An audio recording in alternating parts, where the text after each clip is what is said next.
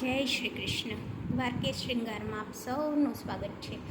આજે હું મારા કાનાજી માટે બનાવેલા સરસ મજાના હેન્ડમેડ મુકુટનું કલેક્શન બતાવીશ, જેમાં એ જાતે જ બનાવ્યા છે અને તેમાં શું મટીરિયલનો ઉપયોગ કર્યો છે તે પણ કહીશ, અને મને કૃષ્ણ શું કામ ગમે છે તે પણ કહીશ.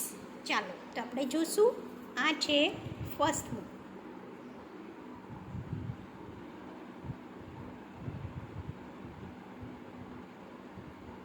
આમાં મેં બોલ ચેન, સ્ટોન ચેન, જરદોશી અને ઘરમાં નાના નાના સ્ટોન છે તેનો ઉપયોગ કરી અને આ મુકુટ બનાવ્યો છે.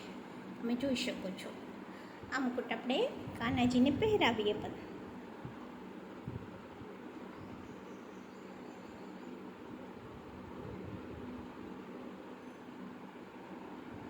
જો મિત્રો,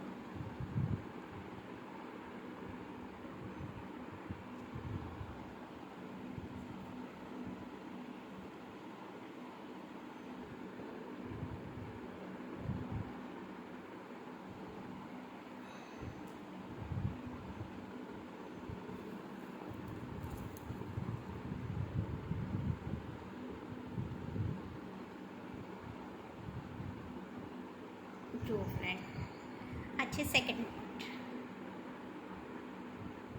આપણે આપણા કાનાને આ મુકુટ પહેરાવશું તો ખૂબ જ સરસ લાગશે, ખૂબ જ સરસ લાગશે, અને આપણા ઠાકોરજી ખુશ ખુશ પણ રહેશે.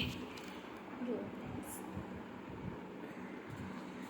આમાં થોડું મેં હેન્ડવર્ક કર્યું છે થ્રેડની મદદથી.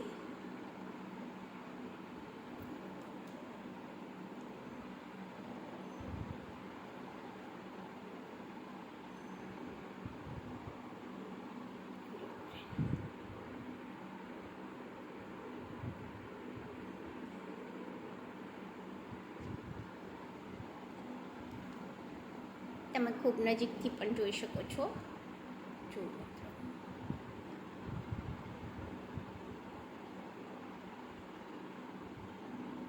અને દરેક સ્ત્રીને ઠાકોરજી ગમતા જ હોય છે.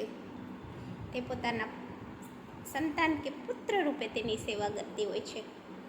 અને કૃષ્ણ તો એવા ભગવાન છે કે જે બધા જ ને ગમે, અને મને એટલે ગમે છે કે જ્યારે સ્ત્રીઓને તેની જરૂર પડી ત્યારે ભગવાન કૃષ્ણ તેના તેમના માટે ઊભા રહ્યા છે. તે પછી દ્રૌપદી હોય, સુભદ્રા હોય કે કોઈ પણ સ્ત્રી હોય, તેમણે દરેક સ્ત્રીની રક્ષા કરવાની અને તેમને જરૂર પડે મદદ કરવાની ટેક લીધી હોય તેવું લાગે છે. એટલે મને કૃષ્ણ ગમે છે. અને એ જ ઠાકોરજી માટે હું મારી જાતે બનાવેલી કંઈક વસ્તુ તેમને અર્પિત કરવા ઈચ્છતી હતી. કારણ કે આપને આપેલી દરેક સર્જનાત્મક શક્તિ, દરેક પ્રતિભા તે ઈશ્વર દત્ત હોય છે, અને ઈશ્વરે આપેલી એ સર્જનાત્મક શક્તિનો ઉપયોગ કરવો એ આપણી દરેકની ફરજ છે, જેથી કરીને આપણે ફ્રેશ રહીએ, આપણું મન સ્વસ્થ રહે અને આપને કંઈક કર્યાનો આનંદ મળે. તો છે ને મિત્રો, કેવા છે આ મુકુટ? તમે મને કોમેન્ટ કરીને જરૂર જણાવજો. અને અંતે હું એટલું જ કહીશ, કાજલ ઓઝા વૈદ્યની એક બુક છે, તે બુકનું એક સરસ મજાનું વાક્ય છે, ત્વદીય વસ્તુ ગોવિંદમ તુભ્યમેવ સમર્પયેત. હે કૃષ્ણ, તે આપેલી દરેક વસ્તુ હું તને સમર્પિત કરું છું. અને એટલે જ મને આપેલી આ સર્જનાત્મકતા અને પ્રતિભા હું ભગવાન કૃષ્ણને સમર્પિત કરું છું. જય શ્રી કૃષ્ણ.